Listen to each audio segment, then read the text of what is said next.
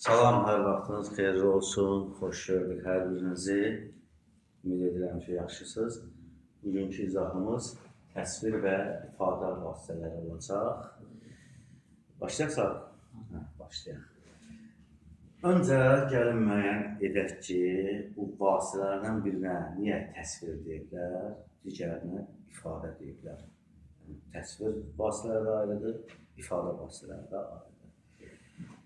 Bir şey bilməliyik ki, müəllif təsvir vasitəsində müəyyən bir varlığı, anlayışı, hadisəni, insanı və ya mənzərəni oxucunun gözü önündə canlandırır. Onun necə olduğunu göstərir. Nümunə yazaq, nümunə üzərində izahımızı davam edək. Məsələn, yazaq ki, qızın Qönçə kimi dodaqları var. Yaxud başqa bir nümunə yazaq. Qızın lalə kimi yanaqları var.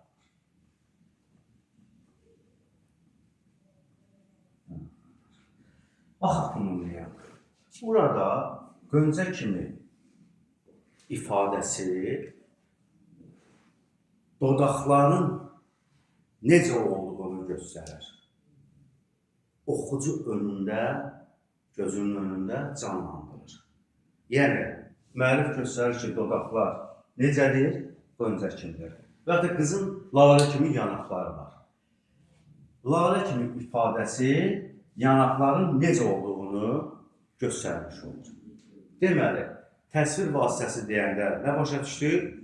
Müəllifin təsvir elədiyi bir hadisə, əşya, insan, mənzərə, nəsə təsvir edirsə, onun necə olduğunu göstərmiş olur.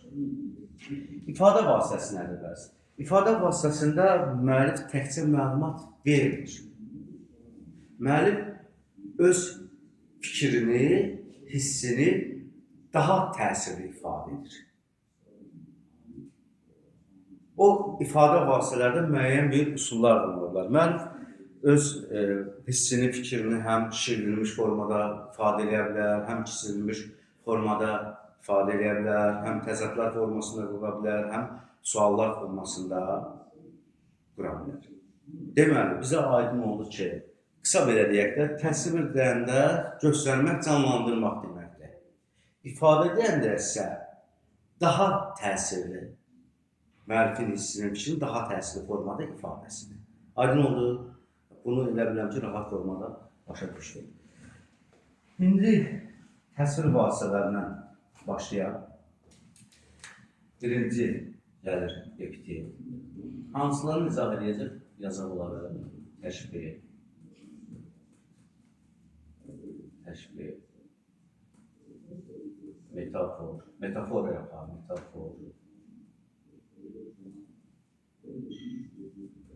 metonimiya, metonim bir növ olan sinif, doqa,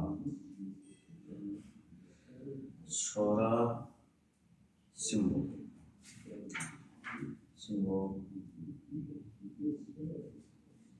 başqa bir gəlməsin. Başlayaq epitetdən. Epitet sözün mənası əlavə deməkdir. Yəni, bir predmet əvəzinə ondan daha qüvvətli bir sözün, ifadənin əlavə edilməsi deməkdir. Müəyyən bir predmet olur, yəni əşya olur, hadisə olur, sonra insan olur, mənzərə olur, fərqi yoxdur. Həmin o predmeti ifadə edən əlamət var. Bu əlamət əvəzinə özündən daha qüvvətli bir əlamətin əlavə edilməsi epitetdir. Başqa cür desək, baxın, bu düsturu biz bilirik. 1T0 üstəgəl 2T0. Yəni, birinci növ təyin söz birləşməsi. tərəflər şəkilçisiz bir-birinə, məna və qrammatikasına əlaqələnan bizdə söz birləşməsi var. Bizim də epitetimiz bu formada olur. Birinci tərəfdə sifətin suallarına cavab verir. Epitetdə diqqətli olmaq lazımdır. Birinci tərəf sifətin suallarına cavab verir. Yəni, necə, nə cür, hansı suallarına birinə cavab vermiş olur. Amma bir əmması var. Əmma nədir? Bu necə, nə cür, hansı suallarına cavab verən söz, yəni təyin edən söz, həqiqi mənada yox, məcazi mənada olmalıdır. Məsələn, yazıram, qızıl qələm. Burada bizə sadəcə bir məlumat verir. Yəni, qələm hansı formadadır? Qələmin əlamətini verir də. Əlaməti nədir? Qızıldan hazırlanmış bir qələmdir. Amma epitetdə məlumat verməklə yanaşı, həm də orada bir obrazlıq var, emosionallıq var, məcazilik var. Qızıl qələm. Necə qələm? Qızıl qələm. Bu həqiqi mənada olunsun, biz bunu epitet götürməliyik. Desəm, qızıl sözlər, qızıl sözlər. Artıq bu nə olacaq? Epitet olacaq. Sadəcə bizə burada məlumat vermədi. Eyni zamanda müəllif bir obrazlıq qatdı bu birləşməyə. Bir ifadəlik qatdı, emosionallıq qatdı. Aydın oldu. Bax, bunu da yadda saxlayın. Hər ikisi o var bədii təyin, həqiqi mənada işlənən söz, qrammatik təyin. Hər ikisi də necə necə hansı suallara cavab verir. Amma necə necə hansı suallara cavab verən sözün hansı ki məcazi mənadadır, biz onu nə götürəcəyik? Epitet götürəcəyik. Həqiqi mənada olsa isə epitet götürməyəcəyik. Yəni, təyinimiz həqiqi mənada epitet götürməyəcəyik. İndi başqa bir məqama fikir vermək lazımdır. İndi bizdə epitet ola bilər ki, tərkib daxilində olsun, necə necə hansı cavab verməsin. Biz onun da epitet götürməyəcəyik. Və hətta ki, görəcək ki, tərkib daxilindədir. Sintaktik təhlil edirik də bizə bunu. Sintaktik təhlil edirik. Görürük ki, birləşmənin birinci tərəfi necə necə hansı suallara cavab verir və məcazi mənada da götürdük epitet. Həqiqi mənada da götürmədik epitet. Sən verilən cümlənin sintaktik təhlil edərsən, görürsən ki, orada əslində epitet olub, amma biz sintaktik təhlil edəndə tərkibə qatırıq, görürük ki, bu epitet olsa da epitet götürmür. Yanlışdır.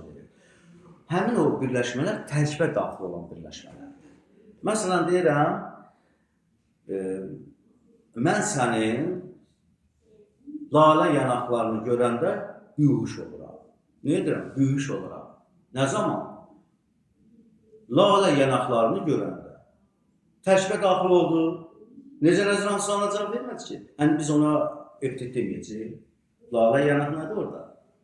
Epitet. Mütləq nə eləməlisən? Ona fikir verməlisən.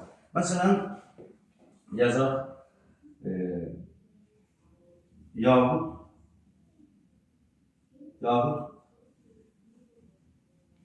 dodaqlarını, məsələn,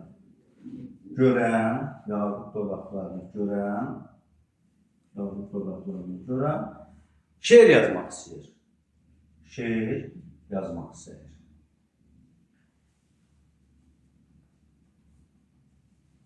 Kim şeir yazmaq istəyir? Yahud dodaqlarını görən. Bu, hamısı bir yerdə tərkib olur. Sən də görəcəksən ki, necə nəzirən sualına cavab vermir də. Tərkibə daxildir. Mən onda bunu müəllim demiş ki, necə nəzirən sualına cavab verməlidir. O birləşmə məcazi məna olmalı ki, mən onu epitet götürdüm. Amma burada da sən epitet götürməyəcəksən, həmin o prizmadan yanaşsan. Unutsan ki, bəzən belə sözlər, epitetlər yəni, tərkibə daxil ola bilər. Bütövdə cümlənin birici ola bilər, ayrıca yox. Yəni, epitet kimi epitetliyi təşkil edən söz təyin olmaya bilər, tərkibə daxil ola. Biz onu nə edəcəyik?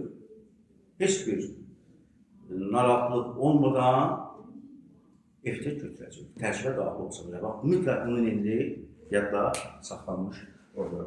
Sonra nəyə fikir verəcəyik burada epitetlər? Uşaqlar, uğurlu epitetlər var. Yəni, bir neçə sənətkar tərəfindən müəyyən bir dövrlərdə istifadə olunan epitetlər var ki, onlara müqəyyət epitet deyirlər. Müqəyyət epitet. Düşə bilər də tezsə ki, müqəyyət epiteti müəyyən elə.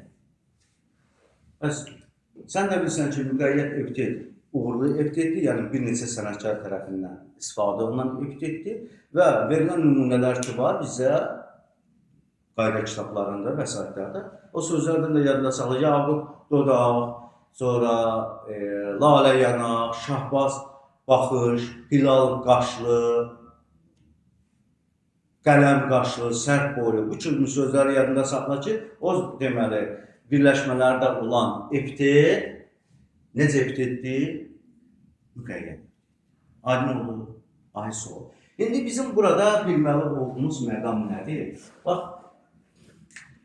epitet, təşbih sadə məsaslardır. Metafor isə mürəkkəb məsasıdır. Yaxşı, bu nə deməkdir? Epitetdə bir əlamət var. Təşbihdə isə oxşatma var, bənzətmə var. Yəni bir obrazlıq var. Aydın oldu. Obrazlıq birdir. Bu sadədir. Metaforda həm oxşatma var, bənzətmə, gizli bənzətmə, həm də köçürmə var. Artıq bir yox, iki nə var orada? Əlamət var. Göstərici var, obrazlıq var. Deməli, biz onu nə götürəcəyik? Metafor ona görə mürəkkəb məzaz, epitetlə təşbih isə sadə məzaz. Yadda qala, bu bəzən testlərə düşür ki, mürəkkəb məzaz işlənmişdir, sadə məzaz işlənmişdir. Sadiq bildin ki, Günay bildin ki, epitetlə təşbih sadədir. Niyə? Çünki epitetdə əlamət var, təşbihdə bənzəyən var. Metaforda isə həm bənzətmə var, həm də nə var? Köçürmə var. Ona görə bu mürəkkəbdir. Aydın oldu. Sonra uşaqlar, bəzi sözlər var ki, birləşmələr var ki, biz o birləşmələrin yerini dəyişəndə və xəbərli şəkildə dırə əlavələrdə həmin birləşmə epitet yox, təşbih olur. Amma həmişə deyilən bir şey yoxdur. Yəni, qaydada həmişə belə olmalıdır, elə bir şey yoxdur. Olmaya bilər. Məsələn, lalə yanaq yazır. Lalə yanaq. Necə yanaq? Lalə yanaq. Təyin oldu yanaq. Necə yanaq? Lalə yanaq. Lalə məcazi mənadadır. Düzdür. Bunu nə götürəcəksən? Epitet götürəcəksən. İndi bu yerini dəyişir. Dəyişirik deyir ki, yanağın lalədir. Mükəmməl danışacaq, mükəmməl təşbih. Yanağın lalə kimidir. Xəbəri şəkli, yer dəyişmə elədim, xəbəri şəkli cəlab elədim, oldu nə? Təşbih. Və hətta deyirəm ki, şahbaz baxış. Şahbaz baxış. Baxışın şahbazdır. Şahbaz baxış. Epitet baxışın şahbazdır isə olacaq nə? Təşbih. Burada da bir məqam var.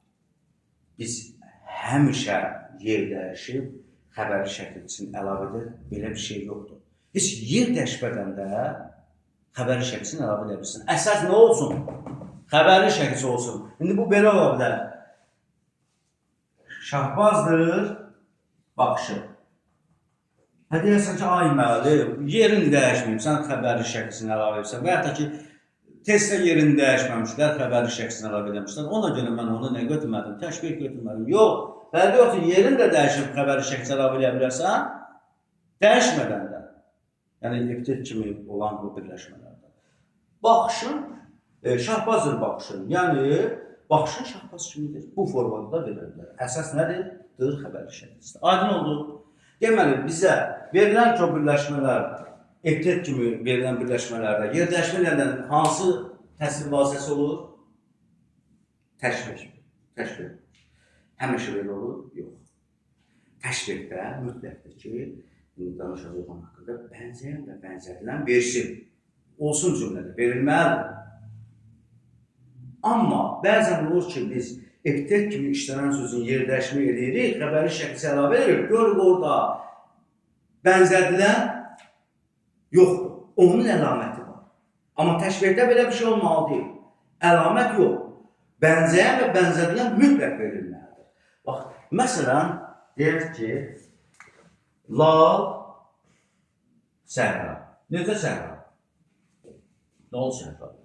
Olduğu evdir, yerləşmədə. Səhra, laldır. Yerləşmək etməsən də olaraq problemdir. Səhra laldır. Yəni, səhra lal kimidir. Düzdür. Səhra bənzəyəndir. Bənzədilən var burada. Səhra nəyə bənzədilir? Var konkret bənzədilən. Nədir? Səhra bənzəyəndir. Lala bənzədilir. Lal əlamətdir. Bənzədilən deyil. Lal insana məxsus olan nədir? Bir əlamətdir. Nə lal olur? Kim lal olur? İnsan lal olur da. Burada bənzədilənin özü yox. Nəyi verilir? Əlaməti verilir. Bu artıq gizli təşbihdir. Buna biz təşbih deməyəcəyik. Buna deyəcəyik nə? Metafor. Metaforda. Bənzəyən verilir. Bənzədilən özü verilmir. Gizli saxlanılır. Nəyə görə biz ona mürəkkəb metafor məzaz götürürük? Çünki bənzəyən də var burada, bənzətmə əlaməti, oxşatma əlaməti də var. Eyni zamanda köçürmə də var da. Burada səhra laldır dedikdə insana məxsus olan əlamət nəyin üzərinə köçürülür? Səhranın üzərinə. Bənzəyən verilir, bənzədilən verilmir. Onun əlaməti verilir. Biz buna nə deyə bilməliyik? Təşbih deyə bilməliyik. Nə deyəcək buna? Metafor deyəcək, ay sağ ol. Təsvir ifadə vasitələri bilirəmsində bir izləmədə ona görə bəzən gözünü belə-belə amma söyləyəcək. İndi deyirəm ki, baxın, çılğın rüzgar, yəni külək. Necə külək? Çılğın. Necə külək? Çılğın. Təyindir, məcazidir, nə götürəcəksən? Öptük. Qaydamız verəyik də 1T0, 2T0 şəkilsiz demək bir üzrə söz birləşməsi birinci tərəf necə nəcran sonuna cavab verir və məcaz. İndi baxın, götürük bunu etdik. Deyirəm ki, dəyişmələrdir, yer dəyişmə. Külək çılğındır. Külək çılğındır. Yəni, külək çılğın kimidir də. Orada kimi qoşmasını epiteti təşbihə çevirəndə rahat olanda əlavə edə bilər. Bunu təşbih götürəcəksən. Külək bildik, bənzəyəndir. Çılğın bənzədiləndir. Nəyə əlamət? Kimin əlamətidir burada? İnsanın əlamətidir. Çılğınlıq nəyə məxsus? Kimə məxsusdur? İnsana məxsusdur, düzdür. Deməli, burada əlamət verilir. Nəyə bənzətdiyimiz, yəni bənzədilən verilmir. Biz buna nə deyəcəyik? Metafor. Bax, yenə deyirəm. Epitetlərin, o epitet kimi verilən birləşmələrin yerini dəyişəndə xəbəri şəkilsi qoşluq oldu, təşbih. Amma həmişə belə olur. Ola bilər. Məsələn, deyirəm, kövrək xatirə. Necə xatirə? Bir də deyirəm, xatirə kövrəkdir. Düzdür. Kövrək əlamətdir. Nədir? Bənzədiləndir. Aydın oldu. Əlamət verilirsə, biz onunla götürürük. Metafor. Yox, bənzədilərin özü verilirsə, həmin o yerdəşmədən nə götürəcək? Təşbih götürəcək. Başa düşdük burada. Bax, epitetlər bağlı olan əsas məqamlar bunlar. İndi isə təşbih haqqında danışaq. Təşbih, bənzətmə, oxşatma deməkdir. Yəni, bir predmetin əlaməti özündən daha qüvvətli bir əlamətə, predmetə bənzədilməsidir. Aydın oldu, bir predmetin əlaməti daha doğrusu, özündən daha qüvvətli bir predmetə bənzədilməsidir. Aydın oldu. Bu 4 ünsürü var təşbihin. 1. Bənzəyən, 2. Bənzədilən, 3. Bənzətmə əlaməti,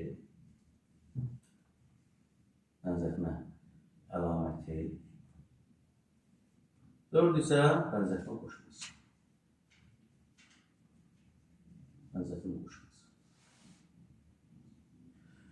Dört ünsür veriləndə olur müfəssəl təşbih, yəni geniş təşbih. İkisi veriləndə olur isə mükəmməl təşbih. Bir var, biz obrazlığı dörd ünsürdən yaradaq, bir də var ki, iki ünsürdən yaradaq.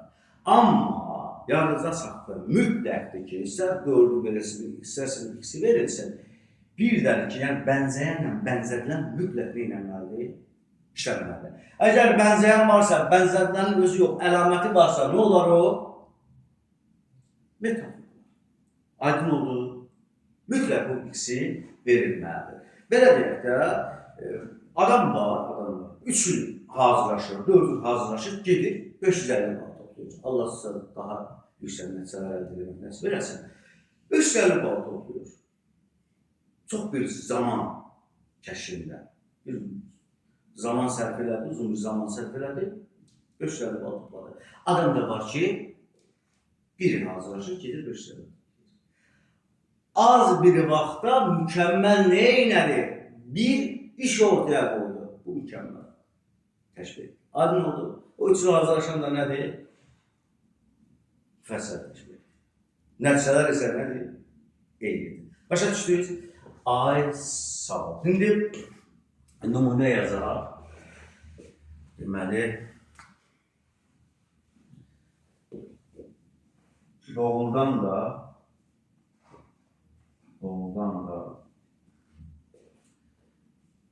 hər ağac, hər yaşıl yarpaq, hər ağac, hər yaşıl yarpaq təzə gəlin kimi üzə görür. Oradan da hər ağac, hər yaşıl yarpaq təzə gəlin kimi üzə görür. Başqa bir nümunəyə yazaq. Ta ki, deyirəm, Sadiq şir kimi güzdür. Burada bir mübahisə aparacaq, ona görə yazsın. Doğrudan da hər ağac, hər yaşıl yarpaq təzə gəlin kimi üzə görür. Baxın, ağac və yarpaq nədir? Bənzər. Nəyə bənzərdir? Gəlmə. Ağac və yarpaq nəyə bənzədilir? Gəlmə. Kimi qoşmaq, gülür də əlamətdir. Bəs digər nümunəni yazmışam. Biz bəzən elə olur ki, mənə çox rast gəlir, çox sual veriblər və ya da testdən atıblar ki, mənim əlamət soruşur, orada sifət yoxdur ya. Əlamət təksir sifətdən olur, belə bir anlayış yoxdur. Sadiq şir kimi güclüdür. Sadiq bənzəyən, şir bənzərdən kimi qoşmaq güclüdür, əlamət sifətdir. Amma burada baxın, ağaçla yarpaq bənzəyəndir, bənzədilir nəyə? Gəlinə. Kimi qoşmaq gülürdür də əlamətdir, fiildir. Yəni elə bir qayda yoxdur ki, ancaq nə olmalıdır? Sifət olmalıdır. Qəti elə bir qayda yoxdur. Sadiq, anladın? Başa düşdün, ayrısı olur. Böyle fikrin, xəyalların deyəsən göylərdədir. Bunu başa düşdünüz. İndi mən burada kimi ilə gücünü silsəm, olacaq necə bir təşbih? Bu, 4 olanda olurdu müfəssəl, ikisi olanda nə olurdu? Mükəmməl. Mükəmməl. İkisi olanda nə olurdu? Mükəmməl. Mən bu kimi ilə, yəni qoşma ilə əlaməti silsəm, nə olacaq? Müfəssəl yox, yəni 4-ü iştirak eləmədi, ikisi iştirak elədi, bənzəyən və bənzərlər. Olacaq mükəmməl. Yəni, ağac və yarpaq gəlindir. Yəni, ağacı və yarpağı nəyə bənzədir? Gəlinə bənzədir də, düzdür, təzə gəlindir. Təzə gəlinə bənzədir. Aydın oldu? Yəni, açıqsız da belə olacaq ki, ağac və yarpaq təzə gəlin kimidir. İndi orada əlaməti də düşürüb yaza bilərik kimi görür.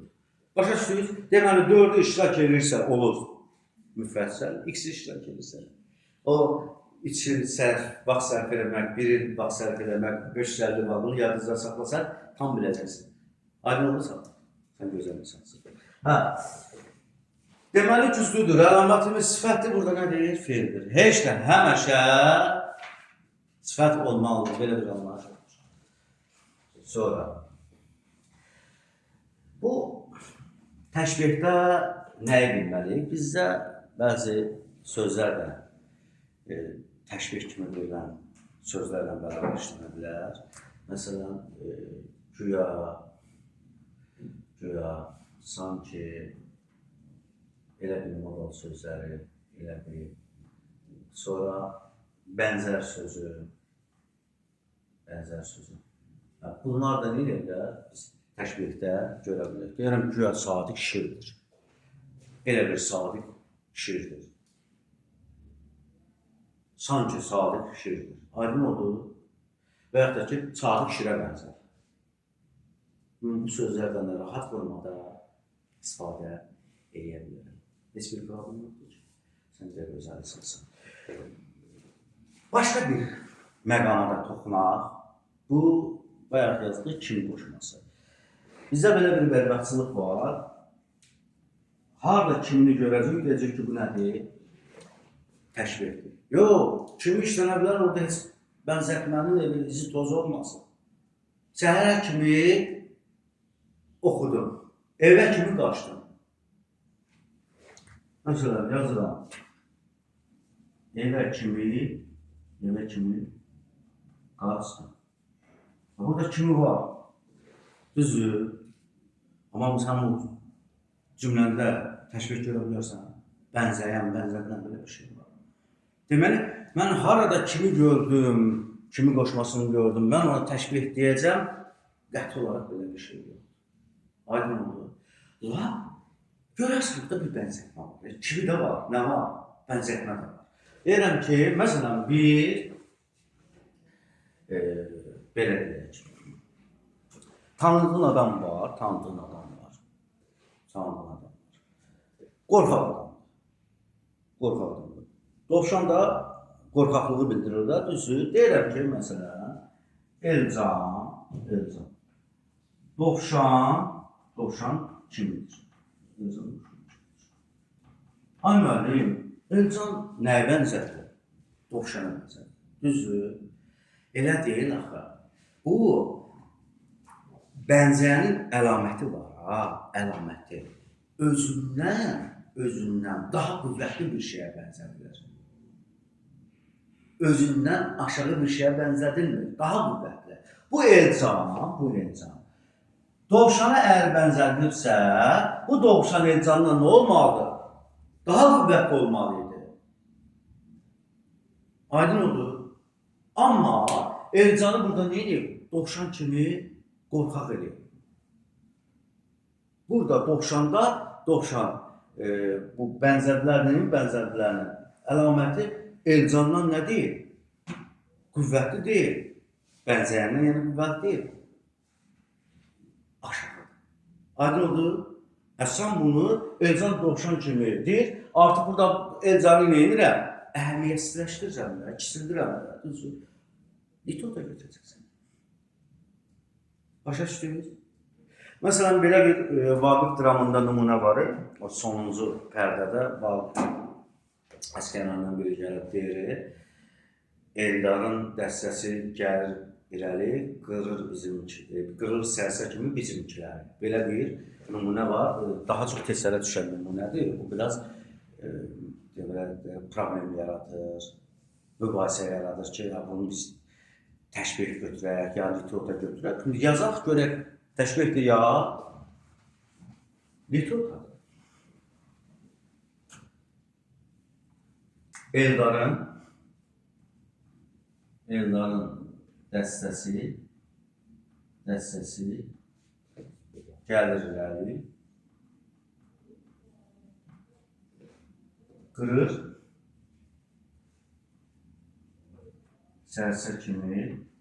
qırır sərsə kimi bizimkiler. Bax, Eldarın dəstəsi gəlir irəli, qırır sərsə kimi bizimkiləri. Burada bizimkilər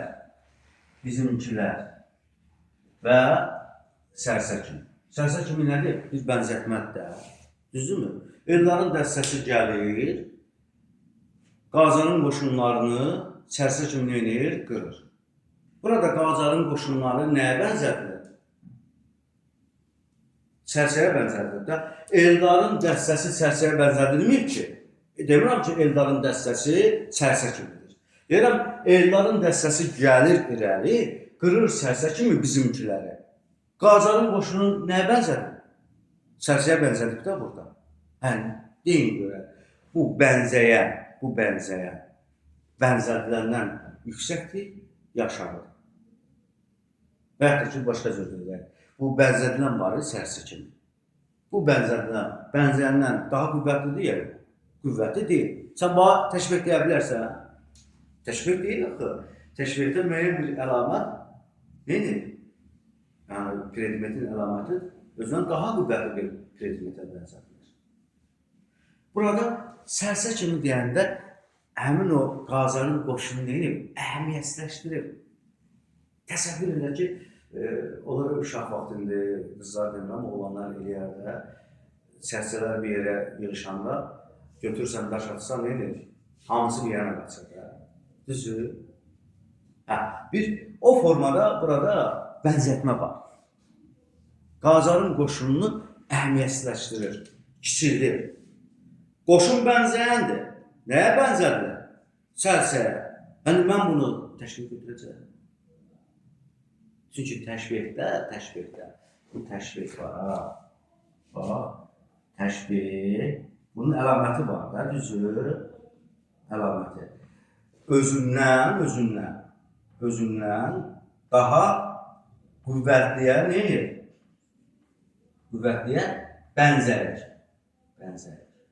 Deməli, müəyyən bir predmetin əlaməti, təşbih, əlamət, müəyyən bir predmetin əlaməti özündən daha qüvvətli bir, deməli, predmetə nə edir? Yəni, varlığa, əşyaya, hadisəyə bənzədir. Bu, bundan nə deməlidir? Qüvvətli olmalıdır. Bu da bənzəyəndir. Buna bənzədir. Amma mən görürəm ki, bənzəyəndən qüvvətli deyil. Kiçildi bu bənzəyənləri. Buna nə deyəcəm mən? Bir turda. Yəni, harada mən kimi gördüm, ona nə deyim? Ona deyim ki, bu təşbihdir, sağ, doğru fikirdir. Sama, nəsə narazılıq var? Apellyasiya məhkəməsinə verə bilirsən. Bunu başa düşdünüz? Zəhra, başa düşdünüz deyəcək. Ay, sağ ol. Belə. Bu da oldu bizim nəyimiz? Təşbihimiz. Gələk metafora. Metaforda köçürmə deməkdir. Başqa cür istarə də deyirlər ona. Metafor, istarə. Bir predmetin əlaməti digər bir predmetin üzərinə köçürülməsi. Daha çox insana məxsus olan əlamət digər canlıların və ya da ki, cansızların üzərinə köçürülməsi. Bu metaforda da bir bənzətmə var. Amma o bənzətmə gizli bənzətmədir.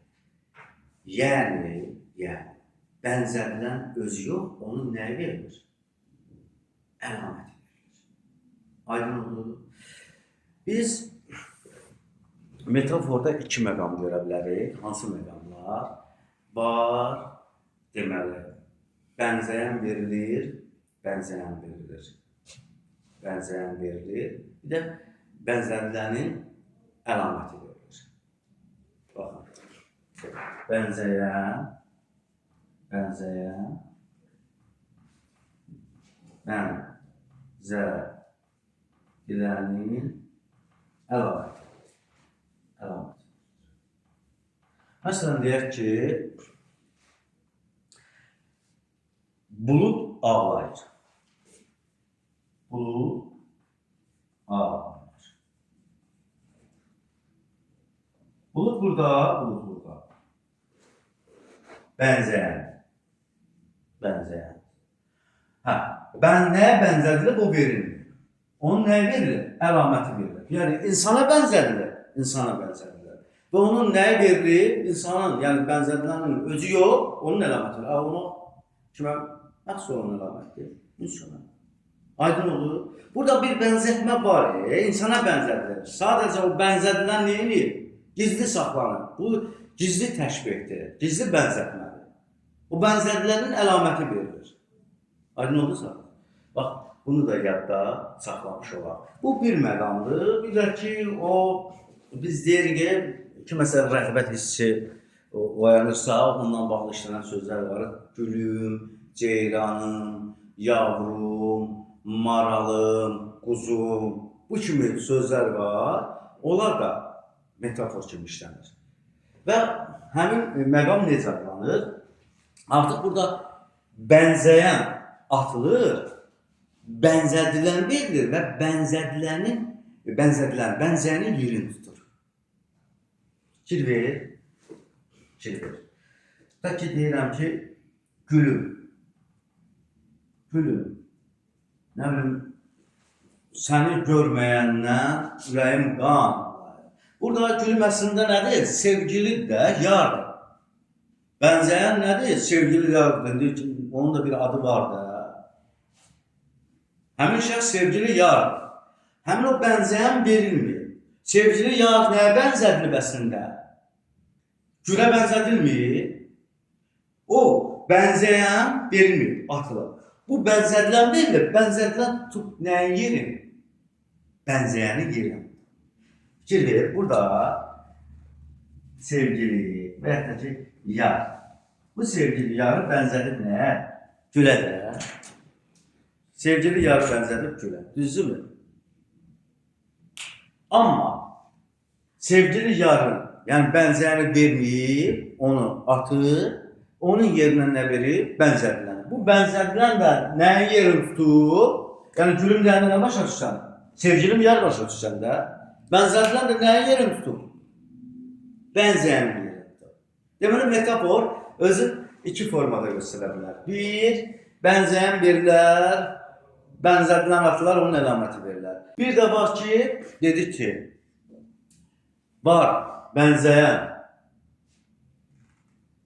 verilir, bənzədilən atlar və bənzədilən əlaməti verilir. Bir də var ki,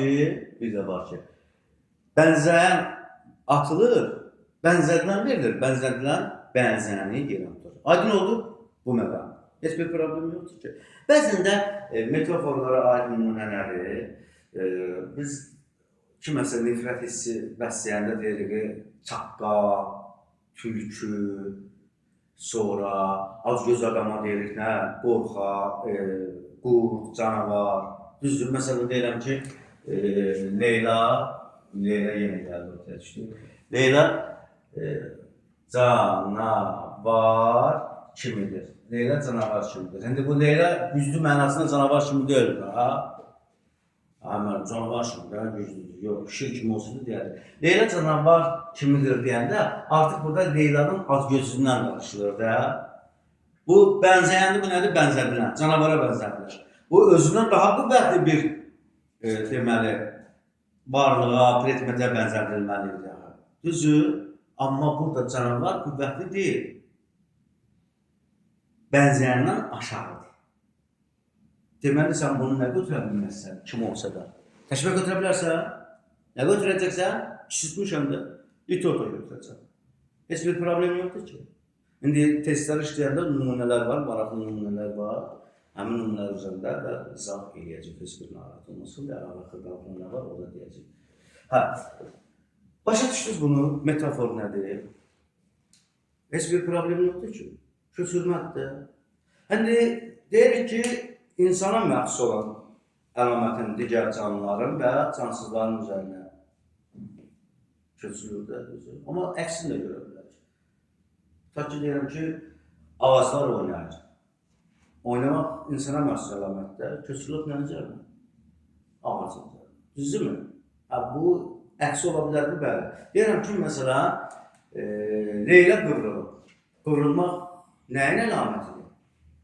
İlanın əlaməti deyil. İlana məxsus olan əlamət köçürülüb nəyin üzərinə? Bəzən qonaqların üzərində. Leyla adını çəkmişdik. Leyla qövül demişdim. Hə. Deyil, köçürülüb nəyin üzərinə? Leylanın üzərinə. Deməli, cansızlara aid olan əlamətlə köçürülə bilər nəyə? Canlıların üzərinə. Düzü, neçə dəqiqədə oldu? 40 dəqiqədə arası var. Sonra gəldik nə? Metonomiya.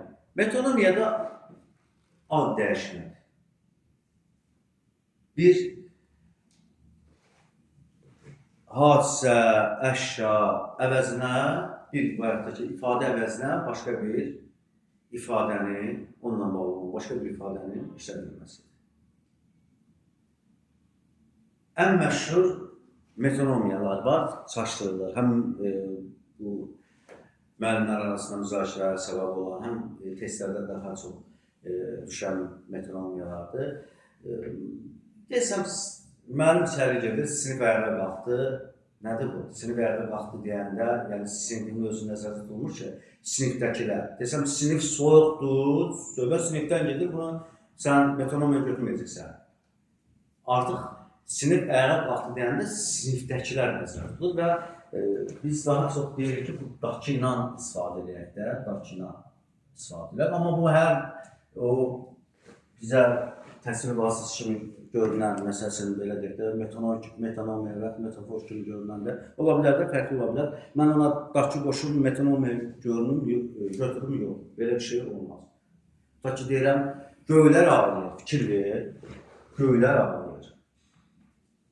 Göylər ağlayır. Deyirəm, mənim dedim də, göydəkilər deyir, ağlayır. Hə, göydə kim var? Ağlayır. Sadəcə insana məxsus olan əlamət köçürülüb nəyin üzərinə? Göylərin. Sinifdəkilər ayağa qalxa bilər, amma göydəkilər ağlaya bilər.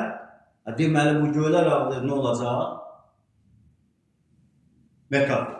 Sinifdəkilər, desəm, sinif ayağa qalxdı deyəndə isə, artıq oradan olacaq, sinifdəkilər nəzərdə tutulub da metonomiya. Deyirəm ki, yaşıl çəmənlər məni güləri üzərində qarşıladı. Yaşıl çəməndəkilər məni güləri üzərində qarşıladı desəm, yaşıl çəməndəkilərdən orada müəyyən bir şəxsən söhbət etmir ki. O qarşılamaq insana məxsus əlaməti köçürülüb nəyin üzərinə? Çəmənin üzərinə. Orada həmin o deməli, təsvir vasitəsi metaforda. Aydın olur, metafor kimi götürəcək, metonomiya kimi götürəcək. Yəni, dakını harada görün mən o nə deyim? Metonomiya deyim, yox. Qoşarsan, yəni, metonomiya abdəşmədə bilirsə, bir ifadənin əvəzinə, ondan bağlı başqa bir ifadənin işlədilməsidir. Sonra, bu metafor və metonomiya kimi görünən sözlərdə bir qədər diqqətli olmaq lazımdır. Ta ki, bizim şeirimiz vardı, Süleyman Rüstəmin, Təbrizin şeiri. Düzdür, Təbriz deyəndə nəzərdə tutulur? Təbrizdəkilər, insanlar nəzərdə tutulur. Düzdür.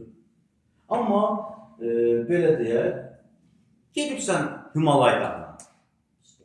Zəfər, gedibsən Himalay dağına. Deyirsən ki, Himalay dağı məni xoş üzlə qarşıladı. Himalay dağının ən uca zirvədə kimin nazarı var yaşasın? Orada, mən Himalay dağındakılar məni qarşıladı. Orada nə iş var? O sıldırımlı qayalar, nə biləm, qar, boran, adam yaşar orada. Deməli, o Himalay dağı məni güləri üzərində qarşıladı və Himalay dağındakılar kimi düşünüb, onu biz metonomiya deyənlər, bu nədir? O, metafordur. Aydın oldu. Amma desəm ki, məsələn, kənd məni xoş qarşıladı. Kəndin özü səni xoş qarşılamır ki, kənddəkilər. Metaforda qarşılaşdırılan tərəflər arasında bağlılıq olmur. Metonomiyada isə qarşılaşdırılan tərəflər arasında bağlı olur. Bax, buludlar ağlayır. Bulud və insan arasında əlaqə var, yaxınlıq var. Amma deyirəm ki, kənddəkilər məni qarşıladı, kənd məni qarşıladı. Kənd və insan arasında nə var? Bir, yaxınlıq var. Çünki kənddə kim yaşayır? İnsan, buludda insan yaşayır. Özdə ki, metaforda işlənən fiil məcazi olur, metonomiyada işlənən fiil isə məcazi mənada olur. Aydın olur, o da nəzəri bilir kimi lazımdır. Metafor və metonomiya bildiniz nədir? Məsələn, mən Kənddən məşğələdən gələndə olur bəzən dostumun çayxanası var, dönürəm onun yanına. İndi olur müştərisi çox olur, olur. Allah daha çox müştərisini çox eləsin. Deyir ki, məsələn, mən çay qazın üstünə qoyuram. Durub qalım, çay nədir? Çay qazın üstünə qoyuram, ya çayda mı qoyuram? Ha? Çaydan əvəzlə mən nə işlətdim? Çay, bu nədir? Metonomiyadır. Deyir, qazan qaynayır. Qazan qaynayır, içindəki qaynayır. Deməli, bu nədir? Bu... Salam. Hə, çay qazan qaynayır. Bu nədir? Metonomiyadır. Aydın oldu. Qışda. Deyirsən ki, ana deyir ki, get peçi yandır. Peçi nəfər yandırarsan? Dəmirdir də, yandırırsan. Nəyi yandırırsan o? İçini yandırırsan da. Bu nədir? Metonomiya. Metonomiya başa düşdünüz nədir? Metonomiyada daşdan istifadə elə, amma hər daşdan istifadə elədiyin nə deyirsə, metonomiya deyir. Gör ki, çəkiliş yerlər imkan versən, biz qutararıq, çağırarsan. Dur, orada heç kimi qoyma. Çəkiliş eləyək müəllim, elədim, imkan verirlər, nümusi uşaqların məşqəsi. Özə vaxtından tez gəlirlər. Həmişə vaxtından tez gəlirlər, elə bir ki, yarım saat tez gəlsələr, bunlara ilham verəcək. Ötür aşağı, o yarım saat vaxtda. Aydın oldu, metonomiyada daçdan istifadə elə, amma hər daçı boşluğun metonomiya deyil. Bax ki, orada bir yaxınlıq var. Dediyim ki, bulud insanın arasında bir yaxınlıqdır. Göylə insan arasında nə yaxınlıq var? Göydə insan yaşayır. Amma şəhər, Bakı məni belə xoş qarşıladı. Bakıda nə yaşayır? Kim yaşayır? İnsan yaşayır. Aydın oldu. Bu da belə. Sonra nümunələr üzərində nə olarsa onlarda deyəcək. İndi əlavə nümunələr olar. Sinəkdə o qədər uşaqlar. Metonomiyanın bir növü. Baxın. Bütün sinəkdə oxular metonomiyadır. Niyə? Çünki metonomiyanın bir növüdür. Amma bütün metonomiyalar sinəkdə oxu deyil. Aydın oldu. Böyükdür, bu da onun nəylə içinə daxildir. Ona görə də bütün sinəkdə oxular deyil, metonomiyadır, amma bütün metonomiya sinəkdə oxu deyil. Aydın oldu. Sinəkdə oxu nədir ki? Bir əlamət var ha. Bütövi göstərilir. Bütöv anlayış ifadedir. Məsələn, verilən o kitab nümunələrdə o Saslı romanda qızın saçı uzunluğu ona nə deyirlər? Saçlı deyirlər. Çünki ola bilər birinin gözü qara olsun, ona nə desinlər? Qara göz desinlər. Qara göz deməkdən, artıq mən nə edirəm? Bir əlamət. Bütöv bir nə edir? Anlayış ifadedir. Biri axsıyır. Və cəmiyyət içinə gedəndə, dostların yanına, hər hansı bilməzsə, deyirlər, topal gəldi. Topal deyəndə nə başa düşdü? Həmin şəxsi də bir əlamət bütöv nədir? Anlayış ifadə edir. Sinif toxu, başa düşdü. Birinin saçı qıvrım olar, deyirəm qıvrım saçı. Qıvrım olması, onun saçının qıvrım olması, onu nədir?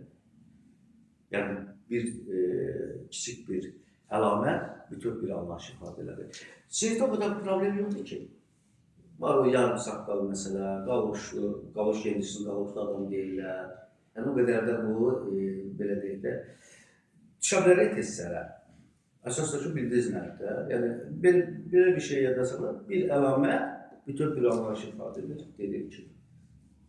Axsıyır, topaldır, ona topal deyirlər. Topal, bir dənə topal sözü o boyda şəxsini nədir ifadə etmiş olur. Simvolda rəmz deməkdir. Müəllif üstörtülü şəkildə fikrini ifadə edir. Formal şəkildə bir şey haqqında danışır, amma danışığı əslində həmin o dediyinlə bağlı deyil, başqa bir məqsəd güdülür orada. Bu nədir? Simvol. Aydın oldu.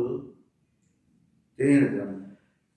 Formal şəkildə danışır, amma əsas məqsəd o danışdığı deyil. Orada müəyyən bir nə edir üstörtülü şəkildə? Bizə fikir ötürür. Başa düşdünüz? Bu belə. Məsələn, göyərçin nəyin simvoludur? Göyərçin sülhün simvoludur. Tülkü hiləgərliyindən, canavar azgözlüğün, sonra dovşan qorxaqlığın. Düzü, aciz ol. Bax, belə bir şeydir. Ki, yarış keçirilir, dovşan dedim yapmaq istəyir. Yarış keçirilir, qaçış yarışıdır. Deyirəm ki, əli dovşan kimi qaçır. Dovşan bər qaçmır, əlini bənzədə bilərəm də dovşana. Problem deyir ki, Amma biri qaçıb, ləng qaçıb. Deyirəm, əli tısbağa kimi qaçırdı. Əl olmasın, bəli tısbağa kimi qaçırdı. Bəlini mən tısbağaya bənzətdim. O bənzədilən qüvvət olmalı dəfə bənzəyənə. Bu kiçiltmə var, tısbağa yəni ləng deyir. Bu, diktotadır. Mesela doşa deyirsə, yadıma düşdü. Sonra bu müəyyən əsər adları var. Məsələn, yazıram ki,